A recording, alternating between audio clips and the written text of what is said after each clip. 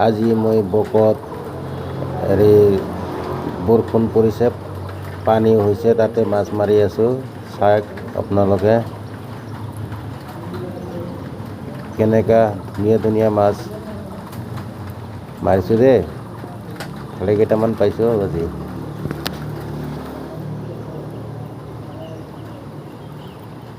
চাওক এতিয়া মই জালটো উঠাই আছোঁ।